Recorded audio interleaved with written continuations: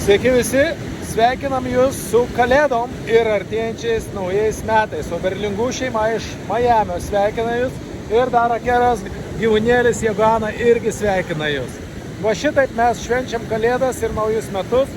Tarp kitko, žiūrėkite, kadangi mes sniego neturim, tai kaip matot, vaikai nuo smėlio kalnelių čiužinėja, kas irgi yra labai linksma. Taip kad, brangiai, sprendimas visada yra, net ir neturint sniego, galima čiuožinėti nuo kalnelių.